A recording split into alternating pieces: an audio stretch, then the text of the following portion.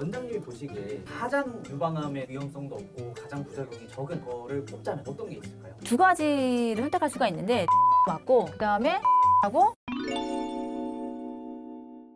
안녕하세요. 산부인과 전문의 박수경입니다. 오늘도 여러분의 건강한 갱년기를 위해 찾아왔습니다. 혹시 이런 고민 해보신 적 있나요? 같은 호르몬제인데 어떤 거는 체중이 증가하고 어떤 건 유방암 위험이 더 높다는 거지? 같은 호르몬인데 왜 이렇게 다를까요? 대표적인 호르몬제를 비교 분석해서 알려드리겠습니다. 오늘 영상에서는 크게 4가지를 다룰 겁니다. 첫 번째, 각 여성 호르몬제의 소개와 특징, 성분과 작용에 대해서 알려드리겠습니다. 두 번째, 어떻게 섭취하면 좋은지 정확한 복용법과 주기에 대해서 알려드리겠습니다. 세 번째, 실제 의사들은 어떤 것을 어떻게 복용하고 어떤 약을 절대 복용하지 않는가. 제가 직접 먹는 호르몬제와 절대 먹지 않은 호르몬제에 대해서도 알려드리겠습니다. 네 번째, 가장 비추천하는 약물 방법에 대해서도 알려드리겠습니다. 이 영상을 끝까지 보셔야 되는 이유가 있습니다. 잘못된 약물 선택은 단순히 약물 효과가 없는 게 아니라 여러분의 건강에 악영향을 끼칠 수 있습니다. 약을 잘못 선택하게 되면 암에 걸릴 수도 있고 뇌졸중에도 걸릴 수 있습니다. 이 영상을 끝까지 시청하시기 바랍니다. 제가 외래에서 좀 많이 쓰는 약을 적었는데요. 여러분들이 가시는 병원에서도 일반적으로 가장 많이 쓰는 약일 겁니다. 폐경 직후 아니면은 생리 주기가 원래 좀 빨라지고 불규칙해지거든요. 갱년기 때는. 그때 이제 오시는 분들, 아직 생리를 하시는 분들은 처음에는 생리하는 약을 드려요. 생리하는 약으로 이제 대표적으로 크리멘을 좀 많이 쓰고요. 갱년기 때 폐경 전후에 오시는 분들, 아직 생리를 하시는 분들은 생리하는 약으로 한 1년 정도 유지를 하거든요. 왜냐면은 갱년기 때 생리 주기가 굉장히 불규칙해지기 때문에 생리 주기도 맞춰주고 그 다음에 심혈관계 증상도 확실히 잡아주는 약을 한 1년 정도 쓰게 됩니다. 가장 많이 쓰는 약이 크리멘이라고 하는 약이고요. 크리멘이라는 약을 쓰고 최근에는 이제 페모스톤 증상이 심할 때 에스트로겐 2mg짜리 그 다음에 1mg짜리 페모스톤도 요즘에 더 많이 쓰고 있죠. 1mg이랑 2mg의 차이가 뭐예요? 에스트로겐 농도예요. 증상이 좀 심할 때는 에스트로겐 2mg을 쓰고 증상이 심하지 않을 때는 1mg 쓰고 그래서 바로 오셨을 때 갱년기 증상이 있을 때는 이제 2mg을 쓰게 되죠. 크리멘이랑 페모스톤의 효과 차이는 크게 없는. 둘 다 좋아요. 둘 다 좋은데 페모스톤에 있는 프로게스테론이 더 안전하다고 돼 있어요. 크리멘에 있는 프로게스테론보다. 그래서 최근에는 페모스톤을 더 많이 쓰는 경향이에요. 그러면 암 확률을 좀 네. 낮춰주는 게 그렇죠. 페모스톤이 더 좋은 그렇죠. 거네요. 왜냐면 유방암을 일으키는 게 프로게스테론이라는 발표가 있기 때문에 더 안전한 페모스톤을 쓰게 되죠. 그럼 생리 안 하는 약 안젤릭 같은 경우는 어떤 특징이 있고 어떤 부작용이 있나요? 생리를 한 1년 정도 하게 되면 대부분 친구들 다 안 하거든요. 그러면 이제 생리하는 게 너무 힘들어요. 그럴 경우에 1년 정도 지난 다음에는 자연적으로 생리가 없어지고 약을 또 쓰면 쓸수록 생리량이 줄어들어요. 어차피. 또 1년 정도 후에는 생리 안 하는 약으로 이제 바꿔드리거든요. 그래서 1년 정도 후에 그때도 증상이 심할 때 안젤릭이라는 약을 좀 많이 쓰게 돼요. 아니면은 생리를 안 하는데 너무 증상이 심해서 오신 분들은 바로 이제 안젤릭을 쓰게 되죠. 생리를 1, 2년 안 했는데 다시 생리를 하게 만들어 드리진 않아요. 그럴 경우는 생리 안 하는 약 안젤릭이라는 약을 드리고 안젤릭은 그런 심혈관계 증상, 발한 홍조에 특히 증상이 좋아요. 먹으면은 바로 홍조라든가 발한, 두근거림 이런 증상이 거의 90% 이상 다 좋아져요. 찾아보니까 근데 안젤릭이 유방암 위험이 좀 더 높은 약물이라고 하는데 맞나요?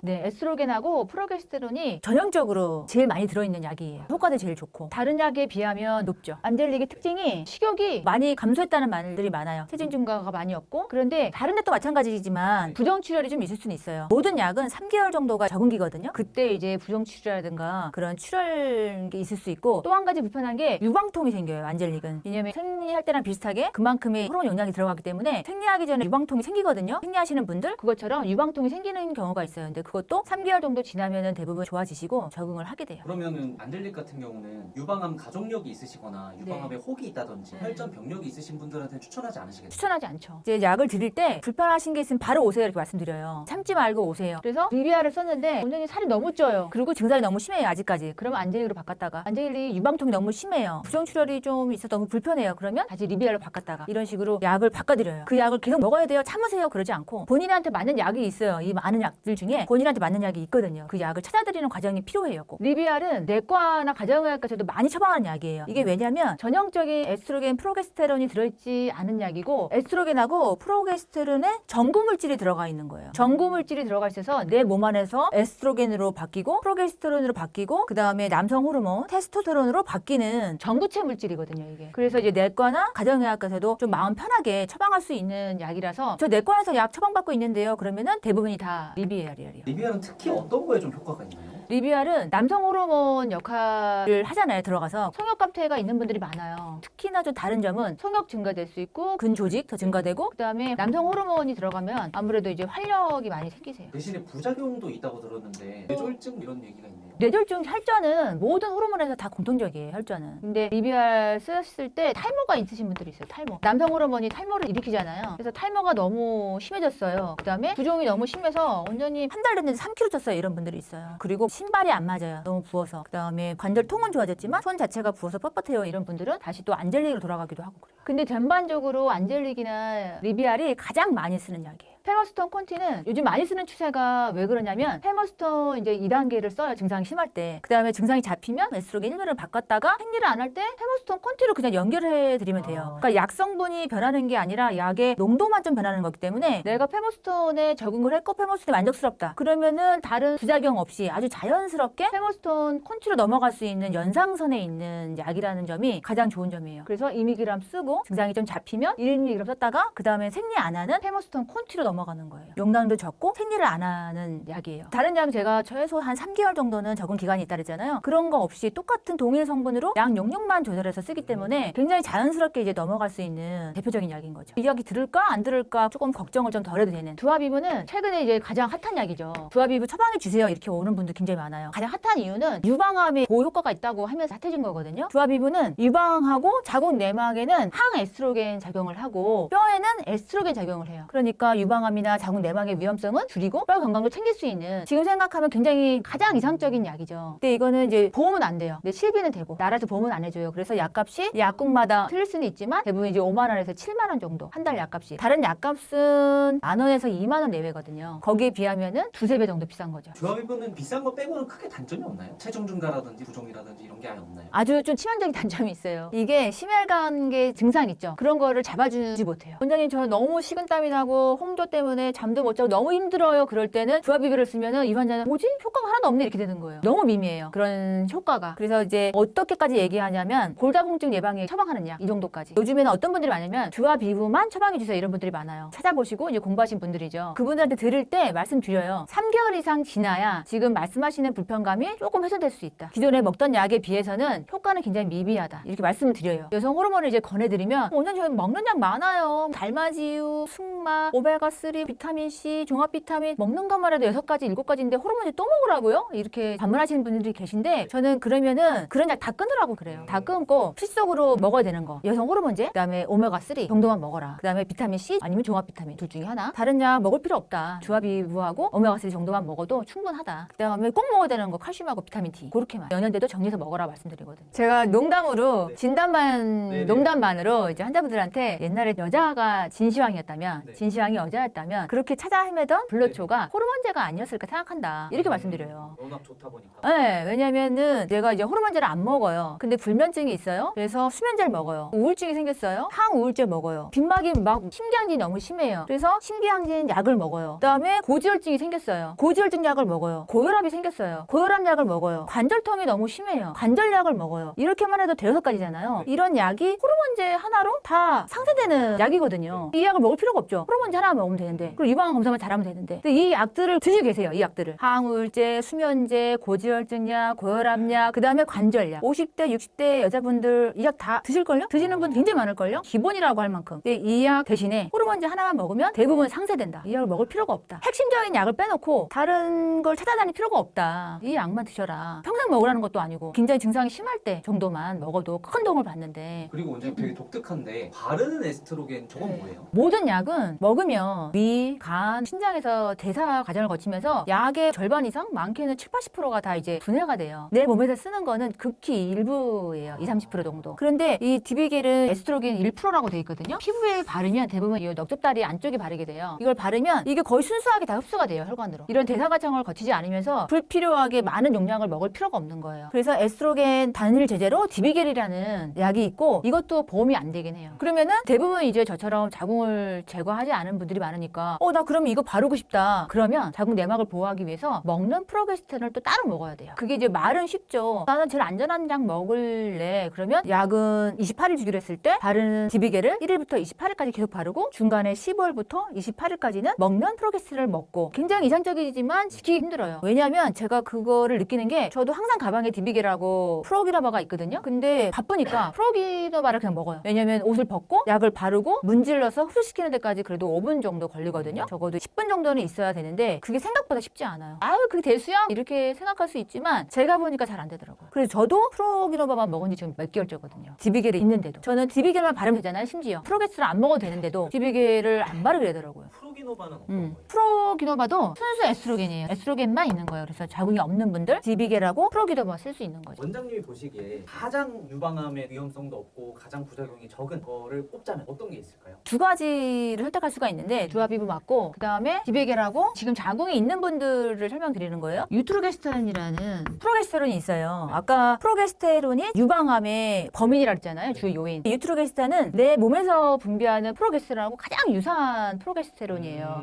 그래서 그 얘기는 유방암을 높일 확률이 적다는 얘기죠. 그래서 저렇게 두 가지. 근데 요거는 바르고 날짜 따져서 먹고 하는 불편감이 있기 때문에 임상적으로 진짜 원장님 그럼 제일 안전한 약 주세요. 그러면 두아비브를 처방해드리죠. 그리고 디비겔이 언제 단종될지 몰라요. 벌써 이제 생산을 안 할 계획이다. 어떤 이유인지 모르겠지만 생산 중단 계획을 발표했어요. 그 회사에서. 이게 우리나라가 아니거든요. 외국 회사인데 중단 예정이다라는 발표를 했어요. 그래서 이게 이제 언제까지 쓸 수 있느냐는 미지수거였기 때문에 먹는 감염성이라든가 수능도를 생각하면 두아비브가 제일 안전한 약이죠. 실제 의사분들은 어떤 걸 드세요? 이 많은 약들 중에서. 제 옆에 분은 페모스톤 먹어요. 안전한 프로게스테론이고 그 다음에 연속성이 있어서 적응한 다음에 연이어서 쓰기가 편하고 페모스톤 드시는 분도 있고요. 그 다음에 리비알 드시는 분도 있어요. 왜냐하면 리비알이 이 활력을 주는 게 굉장히 크거든요. 프로게스테론의 농도가 감소하면 우울증에 걸린다는 논문이 있어요. 프로게스테론 농도가 우울증하고 굉장히 상관관계가 있거든요. 근데 프로게스테론뿐만 아니라 남성 호르몬으로 전환되는 부분이 있어서 성욕도 증가되고 활력이 생기는 게 이제 너무 좋다. 이걸 포기할 수가 없다는 분들이 있어요. 너무 행복하다. 그래서 리비알 드시는 분도 있어요. 증상이 있을 때는 이 약밖에 듣지 않으니까. 두아비브는 먹었을 때 효과가 금방 나타나지 않고 3개월 이상 먹었다 하더라도 그 증상이 충분하게 커버가 안 돼요. 그래서 의사분들도 이게 부작용이 있는 걸 알지만 드시는 거네요. 그렇죠. 대신에 이제 유방암 초음파 검사를 부지런히 잘 챙겨서 하는 거죠. 원장님이 가족한테는 이렇게는 하지 않았으면 좋겠다라고 추천하는 방향이 있으실까요? 좀 걱정되는 환자분들이 있어요. 네. 만약에 가족이라면 걱정이 많이 되는데 이 안젤릭이나 클리멘 이런 약들을 한 병원에서 계속 쓰면은 선생님이 알아서 전환시켜드리고 얇은 용량으로 낮춰줄 텐데 이 약들을 병원을 옮겨 다니면서 처방해주세요 이런 분들이 있어요. 그러면은 그 사람을 처음 본 사람이니까 이 사람이 얘기는 하죠. 원장님 이 약을 뭐 1년 먹었어요 2년 먹었어요 하지만 이게 연속성이 끊어지는 거예요. 3개월에 왔을 때 약은 낮은 용량으로 바꾸던가 다른 약으로 바꿔줘야지 하고 생각하고 있었는데 안 와요. 또 다른 병원 가서 저 안젤릭 처방해주세요 이러면 그 사람도 또 처방해 드릴 거 아니에요. 그러니까 연속성이 떨어지는 환자분들이 좀 걱정되긴 해요. 관리가 안 될까 봐. 그래서 안젤릭하고 페모스톤 이제 높은 용량 크리멘도 마찬가지지만 계속 쓰시는 분들이 있어요. 너무 효과가 좋으니까 끊지 못하는 거예요. 그런데 1, 2년 이제 급성기를 잡으면 그 이후에는 낮은 용량으로 바꿔보는 게 좋아요. 그래야 부작용이 덜. 네, 부작용이 덜하고 아무래도 유방암 위험성에 대해서 좀 덜 수가 있으니까. 원장님 그러면 많은 것들 중에서 원장님은 실제로 뭘 드세요? 저는 이 약들 중에 프로기노바 2mg 먹고 있어요. 프로기노바도 1mg, 2mg 있는데 저는 2mg 먹고 있어요. 용량이 좀 높은 거죠. 왜냐면 작년에 자궁 근종이 있었는데 CT상에서 암 위험성이 의심된다라고 해서 작년에 자궁 적출을 했어요. 수술을 자궁 적출만 한 게 아니라 난소도 다 띄었어요. 난소 다 띄었기 때문에 바로 이제 수술적 폐경이 된 거죠. 그래서 바로 저는 프로기노바 2mg으로 시작했어요. 지금도 먹고 있고. 그래서 제가 가방에 디비게라고 프로기노바 2mg 있다 그랬잖아요. 그래서 그 두 개 쓰고 있어요. 원장님은 프로기노바를 쓰시다가 점차 어떻게 바꾸실 계획이세요? 프로기노바 2mg 쓰다가 그다음에 디비게를 같이 쓰다가 1mg으로 바꿀 거예요. 그다음에 두아비브로 바꿀지는 좀 생각해 볼 거예요. 두아비브가 그래도 제일 안전하니까. 네, 제일 안전하고. 근데 5년 이후에는 무조건 두아비브를 계속 먹을 것 같긴 해요. 왜냐면 뼈 건강을 위해서. 그다음에 이제 적지만 폐경기 증후군도 그래도 약간이나마 좋아질 겸 해서 두아비브는 아마 다른 의사분들도 생각하시겠지만 죽을 때까지 먹지 않을까. 더 좋은 약이 나오지 않는 이상은 100세까지 먹지 않을까? 이런 생각해요. 자궁이 있으신 분들은 그 타임라인을 어떻게 설정하면 될까요? 다 똑같은 건 아니고요. 네. 제가 쓰는 자궁이 있는 분들 타임라인은 너무 증상이 심하고 갱년기 증상이 막 왔을 때 페모스톤 2mg을 쓰고요. 그 다음에는 이제 1mg으로 바꿨다가 페모스톤 콘티를 쓸 거예요. 2mg은 한 1, 2년 정도. 그 다음에 콘티는 한 2, 3년 정도. 4, 5년 들어갈 때부터 두아비브로 바꿔드릴 거예요. 그래서 이걸로 이제 계속 먹는 걸로. 그 다음에 자궁이 없는 분들은 프로기노바 2mg 1년에서 2년 정도 쓰고 그 다음에 1 mg으로 줄였다가 두아비브로 바꿀지 고려해봐야죠. 5년 내외에. 지금 저도 리비아를 좀 먹을까 고려 중이에요. 근 감소가 너무 심해지고 활력이 너무 떨어져가지고. 이건 자궁 정출이 되신 분이랑 관련이 없는 거예요? 네, 이게 아까 설명드린 대로 전구물질을 얹드린다 그랬잖아요. 네네. 호르몬 전구물질. 알아서 들어가서 이제 변환이 되기 때문에 이런 이점이 필요하다면 먹을 만하죠. 굉장히 만족하시는 분들은 내가 리비알만 먹을 거예요. 이런 분들 많아요. 전 평생 리비알만 먹을 거예요. 이런 분들. 결론을 정리해 드리자면 가장 안전한 약은 두아비브랑 디비겔, 유트로게스탄. 자궁이 있는 분들 이렇게 정리가 되겠고요. 가장 효과가 좋은 약은 갱년기 증상 급성기 때 클리벤하고 안젤릭, 페모스톤, 리비알이 있습니다. 그리고 그 중에서도 가장 부작용이 적은 약은 최근에 페모스톤이라는 약이 있습니다.